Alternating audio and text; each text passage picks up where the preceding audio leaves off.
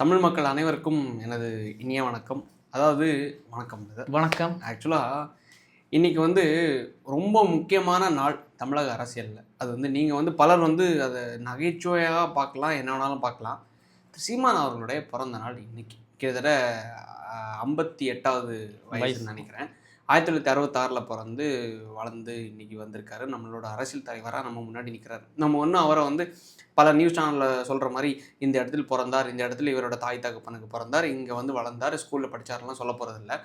Just இன்றைக்கி தமிழக அரசியலில் ஒரு தவிர்க்க முடியாத ஒரு தலைவராக வளர்ந்து வந்திருக்காருன்னா, நிறைய பேர் நிறைய தலைவர்கள் சீமான் அவரோட பேரையே உச்சரிக்கிறதுக்கு வெறுப்பாங்க, அசிங்கமாக பார்ப்பாங்க. சீமானை பற்றியெல்லாம் என்கிட்ட கேட்காதீங்க, சீமானோட கருத்தா அது வேறு யாராச்சும் சின்ன பசங்கிட்ட போய் கேளுங்க, அந்த மாதிரி வெறுத்த காலகட்டம் போய் இன்றைக்கி ஒரு ரெகக்னைஸ்டான ஒரு அரசியல்வாதியாக நிற்கிறாருன்னா whatever plus or minus நகைச்சுவை பார்க்குறாங்க, நகைச்சுவை இல்லாமல் பார்க்குறாங்க, அது என்னன்னாலாம் இருக்கட்டும். ஆனால் கிட்டத்தட்ட 38 லட்சம் மக்களோட வாக்குகளை கவர்ந்து இன்றைக்கி ஒரு தலைவராக வளர்ந்து நிற்கிறாருன்னா அதோட உழைப்பு கிட்டத்தட்ட ஒரு 16 ஆண்டு காலகட்டம்.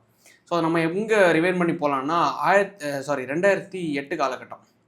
2008 காலகட்டத்தில் அந்த டைமில் ஈழத்தில் மிகப்பெரிய லெவலில் போர் உச்சத்தில் இருக்குது. 2009 முடியுது.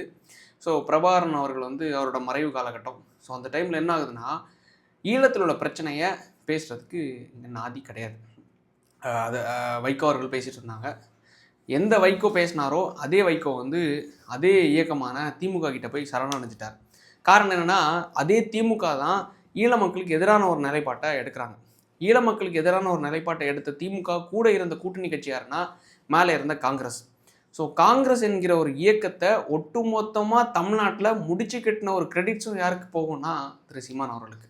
இன்றைக்கி நம்ம எப்படி வேணாலும் அவரை பார்க்கலாம், ஆமைக்கறி காலைல ஒன்று, மதியம் ஒன்று, நைட்டு ஒன்று, எப்படினாலும் நீங்கள் கதை கட்டலாம், நம்ம சொல்லலாம், எப்படி வேணாலும் நகைச்சுவை பண்ணலாம். ஆனால் ஒரு டைமில் காங்கிரஸ் பீக்கில் இருந்த டைம் 2014 காலகட்டம் வரைக்கும் சென்ட்ரலில் ஆட்சி பண்ணிகிட்டு இருந்தாங்க. ஸோ அது வரைக்கும் அவங்க காங்கிரஸ் தான் ஒரு பேர் இயக்கம். திமுக தமிழ்நாட்டில் தவிர்க்க முடியாத ஒரு கட்சி. அப்படி இருந்த டைமில் அது ஒரு கொலைகார கட்சியாகவும், காங்கிரஸ் ஒரு கொலைகார கட்சியாகவும் சித்தரித்தது மட்டும் கிடையாது, அவங்க பண்ண தவறுகளை பேசுகிறதுக்கு நாதி இல்லாத தலைவர்கள் இல்லாத ஒரு சுச்சுவேஷனில் அதையும் தாண்டி பெரும் தலைவர்கள் இருந்த டைமில் இன்றைக்கி திரு விஜய் அவர்கள் வந்திருக்காங்க. அரசியலுக்கு நம்ம தமிழ்நாட்டு அரசியலுக்கு வந்திருக்காங்கன்னா இன்றைக்கி வெற்றிடம்னு ஒன்று இருக்குது. நான் விஜய் அவர்கள் குறை சொல்லலை, நிறைய சொல்லலை. இன்றைக்கி தமிழ்நாட்டு அரசியலை பொறுத்த மட்டும் ஸ்டாலின் ஒரு சாஃப்டான லீடர், எடப்பாடி ஒரு சாஃப்டான லீடர், அண்ணாமலை கொஞ்சம் அதிரடியான லீடராக இருக்கார். ஸோ இப்படி இருக்கிற பட்சத்தில் இங்கே களமாடுறது ஈஸி.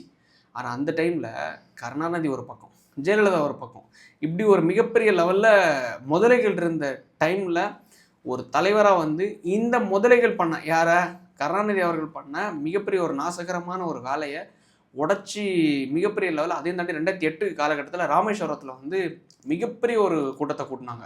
ஆக்சுவலாக சினிமாக்காரங்களை எல்லாரையும் கூட்டி வச்சு அந்த கூட்டத்தில் பாரதி ராஜா இருந்தார் நினைக்கிறேன். அவர் இவங்களோட தலைமையில் மிகப்பெரிய லெவலில் கூட்டத்தை கூட்டினாங்க ராமேஸ்வரத்தில். கூட்டத்தை கூட்டி கிட்டத்தட்ட ஒரு 30-40 நிமிஷம் மிகப்பெரிய லெவலில் எழுச்சிகரமான உரையை ஆற்றினவர் திரு சீமான் அவர்கள். ஸோ அந்த உரைக்கு அப்புறமா அந்த இடத்துல மிகப்பெரிய லெவலில் அது லைவ் ஸ்ட்ரீம் பண்ணது யாருன்னா இதே சன் டிவி. அதில் பிறந்தது யாருன்னா இதே கருணாநிதி அவர்கள். காரணம் என்னென்னா, இந்த நபர் தான் ஒட்டுமொத்த ஈழ மக்களுடைய அந்த ஒரு எப்படி சொல்கிறார் அந்த பிரச்சனையை இவர் நினச்சிருந்தா முடிஞ்சிருக்கலாம். இவர் நினச்சிருந்தாருன்னா இவர் ஒரு ஒரு ஒரு எப்படி சொல்கிறது சொல்லுவாங்கல்ல, ஒரு சைகை மட்டும் காணிச்சிருந்தாருன்னா இது ஒரு இறப்பு நடந்திருக்காது அப்படின்னு. ஆனால் நம்பிக்கை துரோகம் பண்ணி கிட்டத்தட்ட 2.5 லட்சம் மக்களுடைய படுகொலைக்கு காரணமாக இருந்த நபர் கருணாநிதி நபர். ஆமாம், உண்மைதான். ஸோ அப்படி இருக்கிற காரணத்தில் எல்லாரும் பேசுறதுக்கு தயங்குறாங்க. ஸோ அந்த தயங்குற பட்சத்தில் பேசின ஒரே தலைவர், ஒரே நபர் யாருன்னா திரு சீமான் அவர்கள். ஆரம்ப கட்டத்தில் இயக்கத்தை வச்சுருந்தார். கிட்டத்தட்ட 4-5 ஆண்டுகள் இயக்கத்தை வச்சதுக்கப்புறமா அதுக்கு அடுத்தது அது அரசியல் கட்சியாக உருவெடுத்துக்கு கொண்டு வந்தாங்க.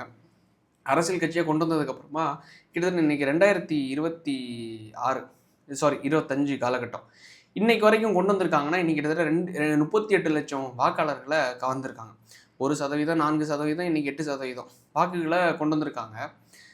இந்த சீமான் அவர்களுடைய கட்சியில் நான் இந்தளவுக்கு பேசுகிறது காரணம் என்னென்னா, ஆரம்ப கட்டத்தில் நானும் அந்த கட்சியில் தான் இருந்தேன். காரணம் என்னென்னா, காரணம் எல்லாம் கிடையாது, நம்மளுக்கு வந்து அந்த டைமில் ஜெயலலிதா அம்மையார் அவர்கள்கிட்டயோ இல்லை வந்து கருணாநிதி அவர்கள்கிட்டயோ இல்லை எந்த தலைவர்கிட்ட இருந்தோ நம்ம வந்து ஒரு அரசியல் பேச்சை ஈர்ந்து நம்ம வந்து ஈர்க்கப்பட்டு நம்ம அங்கே வந்து போய் சேர முடியாது. காரணம் ஜெயலலிதா அம்மையார் வந்து ஒரு ஒரு ஆற்றல் மிக்க ஒரு தலைவர். டிசிஷன் எடுக்கிறது, எல்லாரையும் கண்ட்ரோல் பண்ணி வைக்கிறது ஒரு தலைவர். கருணாநிதி அவர்கள் வந்து ஒரு சூழ்ச்சி வாய்ந்த ஒரு நபர். ஸோ எப்படியெல்லாம் ஸ்ட்ராட்டஜி பண்ணி எப்படியெல்லாம் கூட்டணிகளை சேர்த்து இவங்கள தகர்க்கலாம் அப்படிங்கிற ஒரு ஒரு நபர். ஜாதி ஓட்டை பிரித்து எப்படிலாம் பண்ணி அப்படியே ஒரு வன்முறையை தூண்டி எப்படி அங்கே ஜெயித்திரலாம் அப்படிங்கிற ஒரு நபர் தான் கருணாநிதி அவர்கள். ஸோ இந்த 2 குரூப்பை இருக்கும்போது நீங்கள் யாரை ஈர்த்து உள்ளே போயிங்க? ஏன்னா நான் ஒரு சின்ன பையன், 19 வயசு 20 வயசு அந்த டைமில் 2021 காலகட்டத்தில் நான் அப்போ தான் சென்னைக்கு வரேன். சொந்த ஊர் கன்னியாகுமரி. கன்னியாகுமரியிலேருந்து சென்னைக்கு எங்கள் சவிதா காலேஜில் நான் வந்து லா காலேஜில் ஜாயின் பண்ணுறேன் 2019 to 2024 பேட்ச். அப்போது 19 ஜாயின் பண்ணும்போது 21 நினைக்கிறேன், 2021 எலெக்ஷன் வருது. கரெக்ட், சட்டமன்ற தேர்தல் வருது. சட்டமன்ற தேர்தல் வர்றதுக்கு முன்னாடி அந்த மைதானம் பேர் ஞாபகம் வரல ஆக்சுவலாக, ஒய்எம்சிஏ மைதானத்தில் வந்து கரெக்ட். ஆக்சுவலாக எனக்கு ஆப்போசிட்டில் இருக்கிற நபர் வந்து எங்களுக்கு வந்து ஒரு கேமரா தான் இருக்குது. ஸோ ஒரு கேமரா இருக்கிற பட்சத்தில் என்னை வந்து ஃபோக்கஸ் பண்ணுற பட்சத்தில் நம்மளோட நண்பரை வந்து ஃபோக்கஸ் பண்ண முடியலை. நிறைய பேர் வந்து கமெண்ட்ஸில் பதிவிடுறாங்க. காரணம் என்னென்னா, அவர் வந்து இரிட்டேட் பண்ணுற மாதிரி பேசுகிறாரு, இந்த மாதிரி நிறைய சொல்லுவீங்க. ஆக்சுவலாக வந்து ஆரம்ப கட்டத்தில் இருந்து அரசியலில் ஒன்றா பயணிச்சுட்டு இருக்கிற நபர்கள் நாங்கள் 2 பேரும். ஸோ இந்த பயணத்தில் அந்த 2021 தேர்தலில் நானும் நம்மளுடைய அண்ணனும்னா சீமான் அவர்கள் கிடையாது. சீமான் அவர்கள் ஒய்எம்சியில் வந்து அன்னைக்கு அந்த மீட்டிங் என்னன்னா வேட்பாளர்கள் எல்லாரையுமே இன்ட்ரோடியூஸ் பண்ணாங்க. அந்த அந்த ஃபோட்டோ நாங்கள் போனது போடுறோம். ஒரு சின்ன வயசில் நம்ம வந்து எல்லாரும் ஒன்று சேர்ந்து அந்த போயிருந்தோம். அப்போது அவர் பேர் என்ன, அந்த லா காலேஜ் வச்சுருக்காரு, ஹுமாயூன். கரெக்ட், ஹுமாயூன். அவரை பார்த்து ஃபஸ்ட்டாக நம்மளுடைய போராளிகள் இவங்கெல்லாம் மிகப்பெரிய ஒரு, அதே நான் வாட்ஸ்அப்பில் ஸ்டேட்டஸ் பார்க்குறது, யூடியூப்பில் அவரோட ஸ்பீச்சை பார்க்குறது அப்படிங்கிற பார்த்துட்டு இருந்த காலகட்டம். ஸோ அப்படி அந்த காலகட்டத்தில் இவங்களெல்லாம் நேரில் பார்க்கும்போது மிகப்பெரிய லெவலில் ஒரு புல்லரிக்கிற ஒரு கூஸ் பம்ஸான ஒரு டைம் இருக்குல்ல. ஸோ அப்படி ஒரு தருணம் தான் அன்னைக்கு வந்து நிகழ்ந்துச்சு. அன்றைக்கி நைட்டு வந்து கிட்டத்தட்ட ஒரு 6 மணிக்கு அந்த ப்ரோக்ராம் ஸ்டார்ட் ஆகுது. கிட்டத்தட்ட 8:39 வரைக்கும் நடக்குதுன்னு நினைக்கிறேன். ஒய்எம்சிஏ மைதானத்தில் சீமான் அவர்கள் மிகப்பெரிய லெவலில் எழுச்சிகரமான பேச்சு. மேடையில் வந்து எல்லா கேண்டிடேட்ஸையும் நிப்பாட்ட வச்சு பேசுகிறாங்க. நாங்கள் 2 பேரும் பின்னாடி ஒரு ஒரு மதிலுக்கு மேலே உட்காந்து பார்த்துட்ருக்கோம் சீமான் அவர்களுடைய ஸ்பீச்சை. மிகப்பெரிய லெவலில் ஒரு புல்லரிக்கக்கூடிய ஒரு ஸ்பீச். நான் என்னோட 20 வயசில் நான் முதலாக பார்த்த ஒரு அரசியல் கூட்டம், அரசியல் தலைவரோட பேச்சு. காரணம் என்னென்னா, இன்னைக்கு வரைக்கும் அவர் ஒரு எழுச்சிகரமான ஒரு தலைவர் தான். ஸோ நான் வந்து அதுக்காக ப்ரைஸ் பண்ணுறேன், டீக்ரேட் பண்ணுறேன், குறைச்சி சொல்கிறேன்லாம் நினைக்காதீங்க.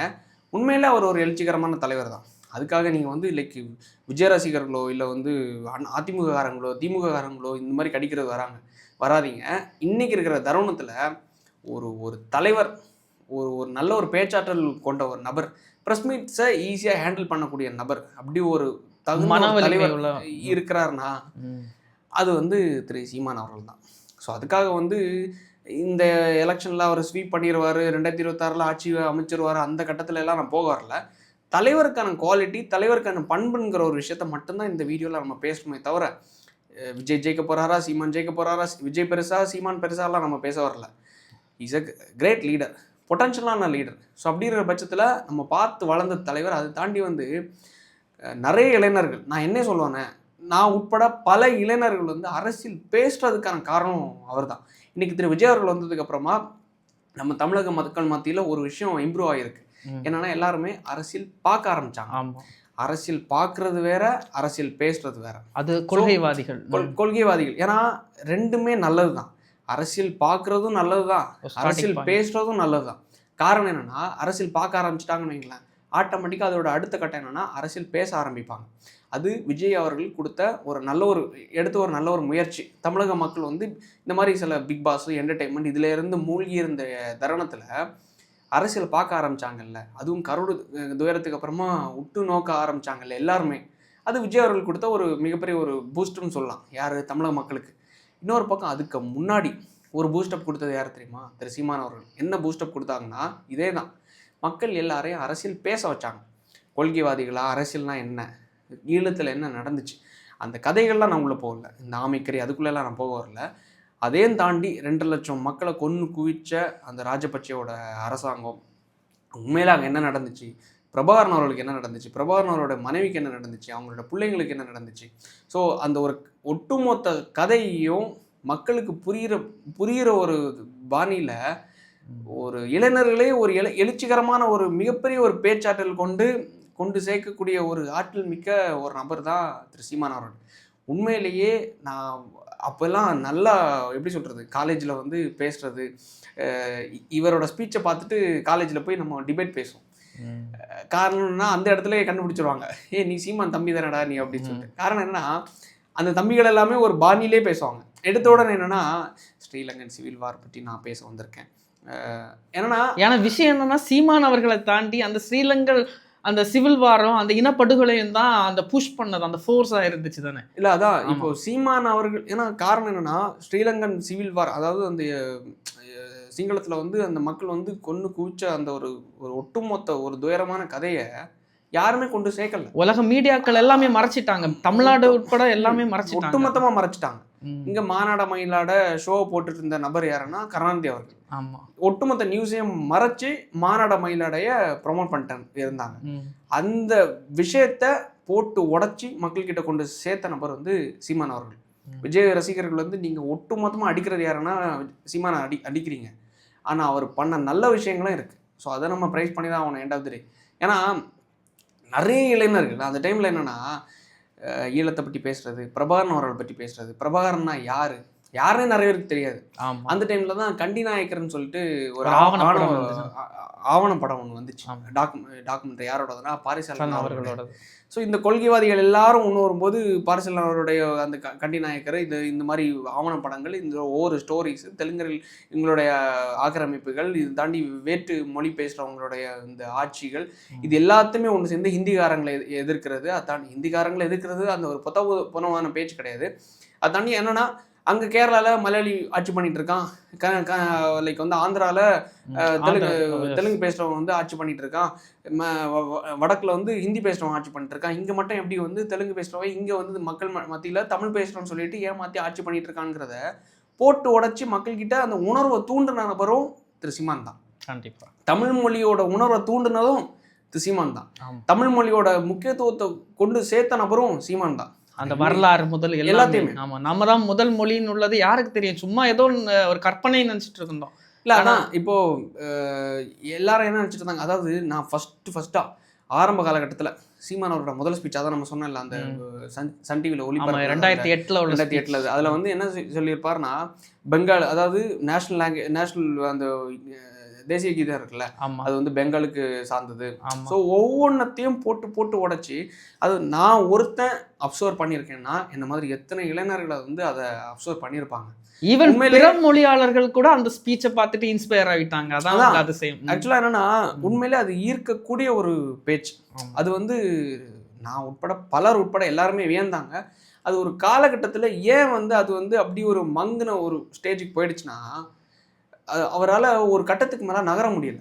அதுக்கான காரணம் நான் என்னவா பார்க்குறேன்னா, லைக் வந்து எக்ஸாம்பிளுக்கு ஒரு கட்சியில் இருக்கிற எல்லாருக்குமே ஒரு டைமில் அதிகாரத்தில் நம்ம உட்காந்துடணும் அப்படிங்கிற ஒரு தாகம் இருந்துகிட்டே இருந்துச்சு. சீமான் அவர்களுக்கு அந்த தாகம் இருந்துச்சு. ஆனால் இடையில இந்த விஜயலட்சுமி பிரச்சனை, சில இந்த திரள் நிதி எல்லாமே கட்சியை நடத்துறதுக்காக அவங்க வாங்குறாங்க, எல்லாம் ஓகே. ஆனால் விஜயலட்சுமி பிரச்சனைங்கிறது மிகப்பெரிய லெவலில் அவரோட கிரெடிபிலிட்டியை, மக்கள் மத்தியில் நம்பகத்தன்மையை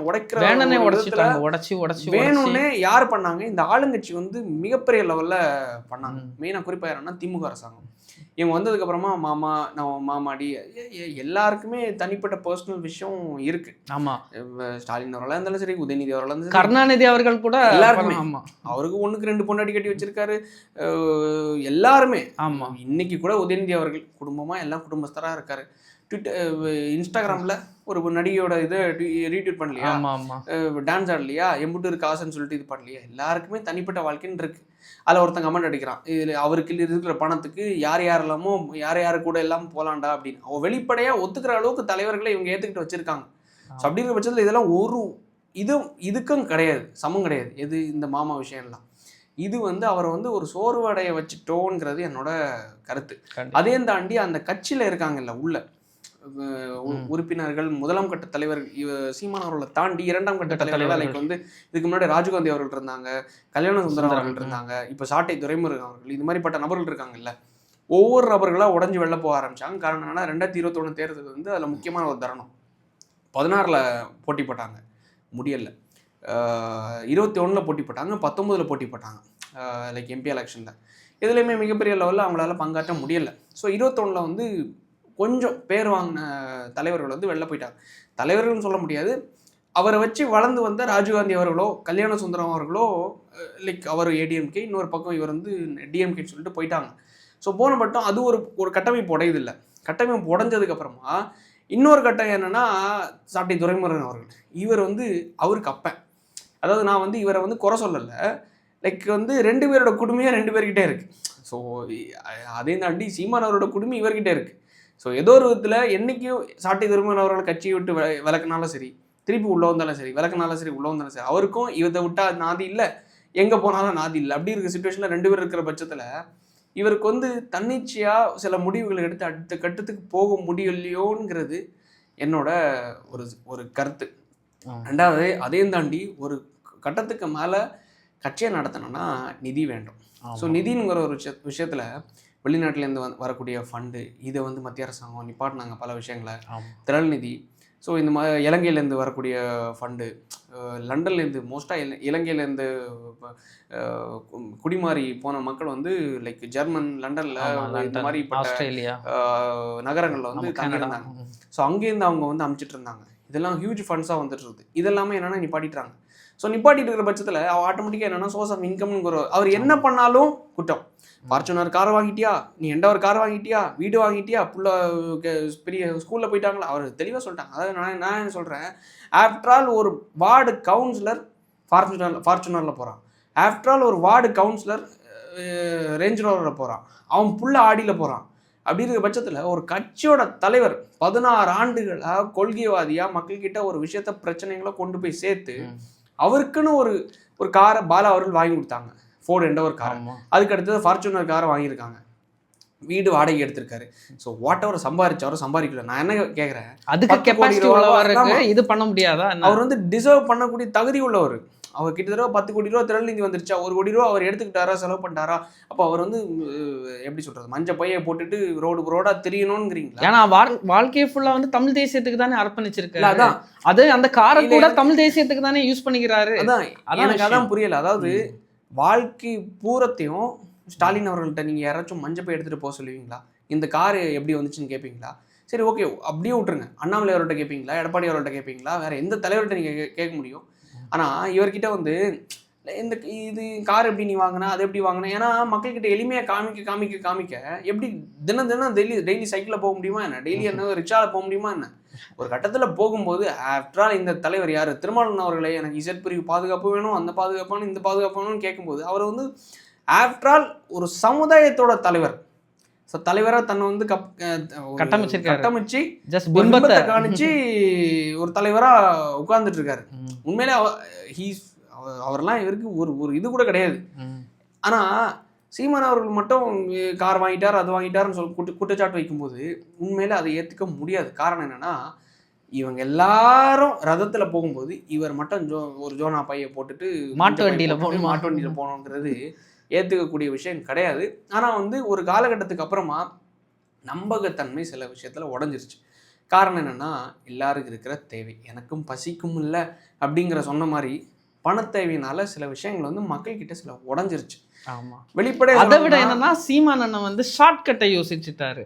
என் தம்பியை நம்பி தம்பி வரான், அந்த விஷயமே இருக்கு. ஸ்டோரிக்குள்ளே போகல.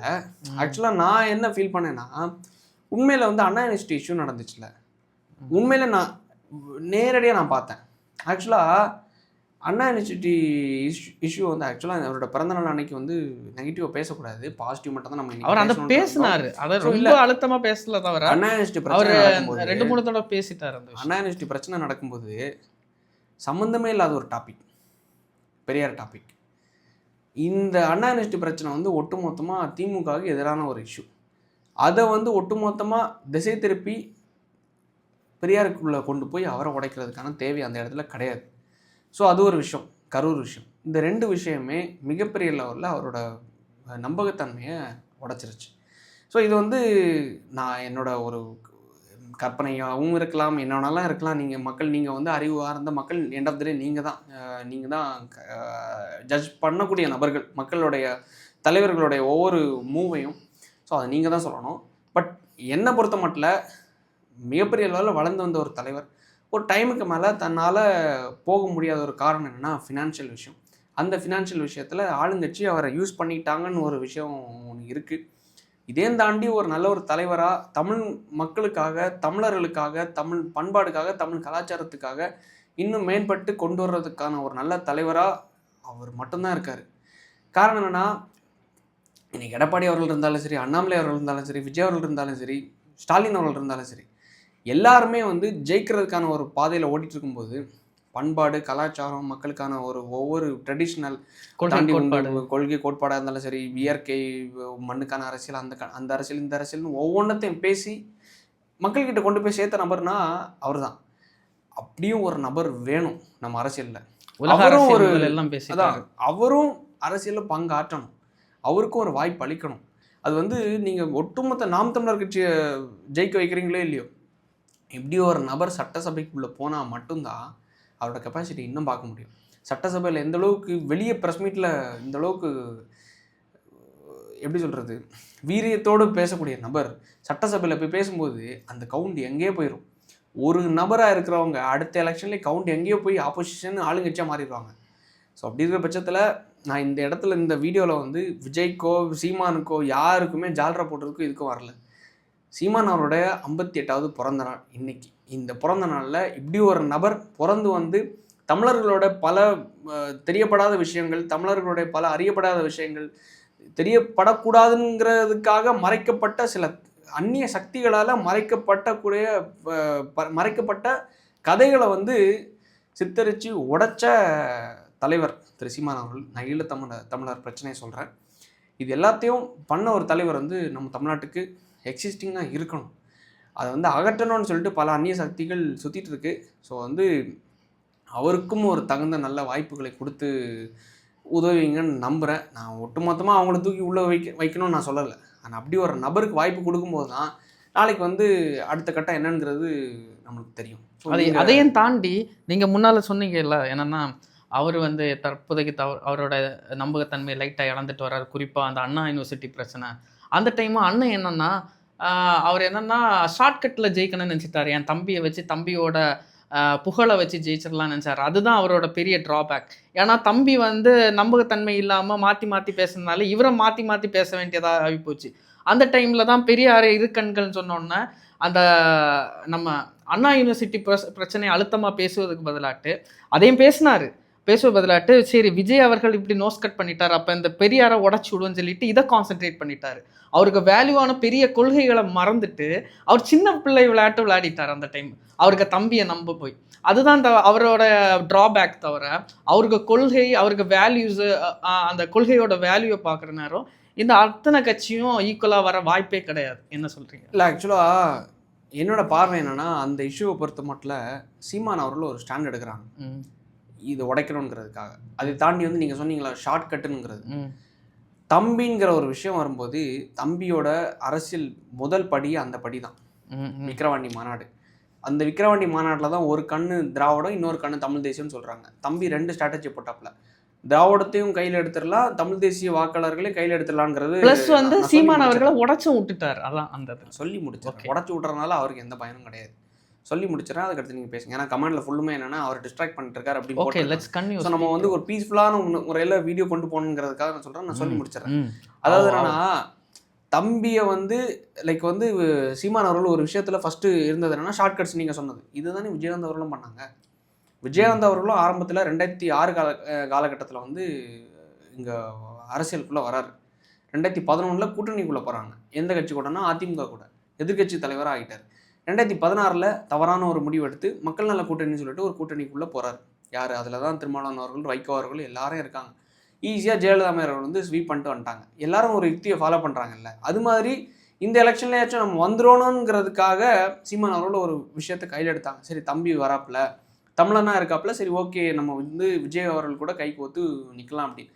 ஆனா விஜய் அவர்கள் வந்து அந்த இடத்துல ஒரு முடிவு என்ன எடுக்கிறாங்கன்னா, அதுக்கு அடுத்தது விஜய் அவர்கள் சொந்த முடிவு எடுக்கல, அது ஒரு விஷயம் இருக்கு. அதுக்குள்ள நான் போக விரும்பல. அது ஜான ஆரோக்கியசாமி முடிவா அது என்ன, நான் அதுக்குள்ள போக வரல. ஸோ அந்த இடத்துல வந்து விஜய் அவர்கள் ஒரு முடிவு என்ன எடுக்கிறாங்கன்னா, இதை அப்படியே உடைக்கிறாங்க. ஸோ வந்து சீமான் அவர்கள் அதை லெஃப்ட் ஹேண்டில் டீல் பண்ணது மாதிரி இப்படி ஒரு கூட்டணியே இல்லைங்கிற அளவுக்கு உடைக்கிறாங்க. இன்றைக்கி என்னென்னா லைக் வந்து டிஎம்கேக்கும் டிவிகேக்கும் மட்டும்தான் போட்டிங்கிற ஒரு விஷயத்த அவங்க ஃப்ரேம் பண்ணுறாங்க. ஸோ அந்த இடத்துல நாம் தமிழரும் கிடையாது, ஏடிஎம்கேயும் கிடையாது, பிஜேபியும் கிடையாது. இப்படி இருக்கிற விஷயத்தில் அங்கே ஒன்று ஃப்ரேம் பண்ணிருக்காங்கல்ல. இந்த ஃப்ரேம் எல்லாமே 2026 ஜனவரி டு அந்த ஏப்ரல் மாதம், மார்ச் மாதம், ஃபெப்ரவரி மார்ச்சில் தெரிய வந்துடும். காரணம், அரசியலில் நிரந்தர எதிரியும் கிடையாது, நிரந்தர நண்பனும் கிடையாது. நாளைக்கு டிவிகே விஜய் அவர்கள் நாம் தமிழர் கட்சி கூடயும் சேரலாம், ஏடிஎம்கே கூடயும் சேரலாம், பிஜேபி கூடயும் சேரலாம், இல்லை தனிச்சும் நிற்கலாம், இல்லை என்ன வேணாலும் நடக்கலாம். அவர் தனிச்சு நிற்கலாம், இல்லை சீமான் அவர்கள் தனிச்சு நிற்கலாம், என்ன வேணாலும் நடக்கலாம். அதுதான் அரசியல். என்னதான் இருந்தாலும் கொள்கைவாதிக்கு எதிரி தானே. இல்ல கொள்கைவாதிகள் எதிரி இல்ல, கொள்கைவாதிக்கு எதிரி இதுனா சீமான் அவர்கள் கொள்கைவாதினா எதுக்கு தம்பின்னு சொல்லிட்டு விஜய் அவர்கள்கிட்ட போகணும் அப்படிங்கிற விஷயம் வரும்போது, இந்த கொள்கைவாதியா இது கொள்கைவாதியா, அதுல அவருக்கு வேல்யூ லூஸ் பண்ணிட்டாரு. போய் விஜய்க்காக ஒரு நடிகனுக்கு ஆக்சுவலா கொள்கையற்ற கட்சிக்காக. அதுதான் நீங்க ஒரு விஷயத்த சொல்ல விரும்புறீங்க. அதாவது என்னன்னா, சீமான் அவர்கள் வந்து ஒரு டைரக்டர், கரெக்டா, ஒரு தயாரிப்பாளராக வந்து அந்த ஈழத்தமிழர் பிரச்சனை மூலமாக தன்னை வந்து மோல்டு பண்ணி மக்கள் மத்தியில் மிகப்பெரிய ஒரு அரசியல்வாதியாக வளர்ந்து வந்தார். இன்னைக்கான வெற்றிடம் இருக்கிறதுனால விஜய் அவர்கள் உள்ளே வராங்க. விஜய் அவர்கள் உள்ளே வர்றதுனால தான் அவருக்கு வந்து அந்த ஒரு ஸ்பேஸ் கிடைக்கல. ஒரு புரட்சிகரமான ஒரு தலைவராக உருவாகிறதுக்கான ஸ்பேஸ் கிடைக்கல. ஆனால் அதில் தான் ஒரு கரூர் விஷயம் வந்துச்சு. கரூர் விஷயத்தை இன்னும் மைலேஜ் ஏற்றி இருக்கலாம். பட் அந்த கரூர் விஷயத்த 41 உயிர்கள், அங்கே 2.5 லட்சம் உயிர்கள். ஸோ இவங்க 2 பேருமே அந்த இடத்துல ஒரு இடத்துல ஒரு இது மோல்ட் ஆகுறாங்க. ஸோ அந்த ஸ்டேஜில் தான் ஒவ்வொரு தலைவரையும் ஒவ்வொரு சுச்சுவேஷன் தான் மாற்றுது தவிர, அவர் கொள்கைவாதி இவர் கொள்கைவாதி நீங்கள் பார்க்கவே கூடாது. காரணம் என்ன, இவர் புது அரசியல்வாதி, அவர் பழைய அரசியல்வாதி. அந்த பழைய அரசியல்வாதியும் அந்த கொள்கை வாழ்ந்த அரசியல்வாதியும் கடைசி இந்த தம்பியை தான் நம்பி வந்தாப்புல. புரியுதா? அதாவது என்னன்னா, என்னதான் கொள்கை இருந்தாலும் சரி, நீங்கள் கொள்கை இருக்குது கொள்கை இல்லைன்னா இருந்தாலும் சரி, கடைசி என்னன்னா இந்த அண்ணனும் தம்பியோட ஸ்ட்ராட்டஜி யூஸ் பண்ணாப்புல கடைசி உடஞ்சிருச்சு. என்னதான் உடஞ்சாலும் 2026 உங்களுக்கு தெரியும், நெருங்கும் போது உங்களுக்கு தெரியும் யார் சேருவா யாருக்கு சேர மாட்டா, தனிச்சு நிற்க போறாங்கிறது இல்லை. ஸோ அதை பற்றி நம்ம பேச போகிறது கிடையாது. அது ஏன்னா ஃப்யூச்சரில் வரக்கூடியது, நம்ம ஜோசியக்காரங்களும் கிடையாது, எதுவும் கிடையாது. நாம் தமிழர் கட்சியோட முன்னாள் உறுப்பினர்களாகவும் இன்றைய ஆதரவாளர்களாகவும் அண்ணன் நல்லா இருக்கணுங்கிறதுக்காக ஆதரவாளர்களாகவும் தமிழ்நாட்டுக்கு ஒரு நல்ல ஒரு விடிவு காலம் பிறக்கணுங்கிறது ஒரு விருப்பத்தில் இருக்கிற ஒரு சாதாரண சின்ன இளைஞர்களாகவும் எங்களோட விருப்பம் என்னென்னா, திரு சீமான் அவர்கள் இந்த 58வது வயசில், அதுக்கு அடுத்தது 59வது வயசு வரும்போது சட்டமன்றத்தில் நல்ல ஒரு பொறுப்பில் உட்காரணுங்கிறது வந்து நாங்கள் விரும்புகிறோம். ஏன்னா நல்ல ஒரு அரசியல்வாதியாக அவரே நாங்கள் மிஸ் பண்ணணும் கூடாது, விஜயகாந்த் அவர்களை மாதிரி மிஸ் பண்ணிடக்கூடாதுங்கிற ஒரு விருப்பம் எங்களுக்கு இருக்குது, எங்கள் தமிழ்நாட்டு மக்களுக்கும் இருக்குது. என்னதான் மாற்றி பேசுகிறாங்க, என்னன்னாலும் வாட் எவர் இருக்கட்டும், அவரை மாதிரி ஒரு புரட்சிகரமான தலைவர் யாருமே கிடையாது, ஒரு பயிலும் கிடையாது. ஸோ அப்படி இருக்கிற பட்சத்தில் அப்படி ஒரு தலைவரை மிஸ் பண்ணக்கூடாதுன்னு விரும்புகிறோம். நானும் விரும்புகிறேன், நீங்களும் விரும்புறீங்க, மக்கள் எல்லாரும் விரும்புகிறாங்க. ஸோ அதை தாண்டி வந்து ஒன்ஸ் மிஸ் பண்ணதுக்கப்புறமா இப்படி ஒரு தலைவரை மிஸ் பண்ணிட்டோம்னு சொல்லிட்டு விஜயகாந்த் அவர்களுக்கு மாதிரி ஸ்டேட்டஸ் போடவும் நாங்கள் யாரும் விரும்பலை. ஸோ சட்டமன்றத்தில் உட்கார வச்சு அழகு பார்க்கணும்னு விரும்புகிறோம். கூடிய சீக்கிரம் இந்த நாள் அமையுங்கிறோம் நம்புகிறோம். நீங்கள் தான் சொல்ல விரும்புகிறீங்களா? இனிய பிறந்த நாள் தின நல்வாழ்த்துக்கள் திரு சீமான் அவர்களே. செந்தமிழன் சீமான் அவர்களுக்கும் எனக்கு ஒரு ரொம்ப இதே சொல்ல விரும்புகிறேன். மிகப்பெரிய லெவலில் அது சொல்லாமல் ஆக்சுவலாக வந்து சரி அப்புறம் கூட நம்ம சஸ்பீஷியஸாக அதை லைக் வந்து ஒரு சர்ப்ரைஸாக சொல்லிக்கலாமா நம்மளோட ஆடியன்ஸ் கிட்ட. ஸோ செந்தமிழன் சீமான் அவர்களுக்கு எங்களுடைய இனிய பிறந்தநாள் வாழ்த்துக்கள். நம்மளுடைய ஜென்சி பாலிடிக்ஸ் சார்பாகவும் இனிய பிறந்தநாள் நல்வாழ்த்துக்கள். நீண்ட ஆண்டுகள் செல்வ செழிப்புடன் வாழ்க, தமிழ்நாடை ஆளுக. நன்றி, வணக்கம். உங்களுடைய ஆசையை நிறைவேறட்டும். நன்றி, வணக்கம்.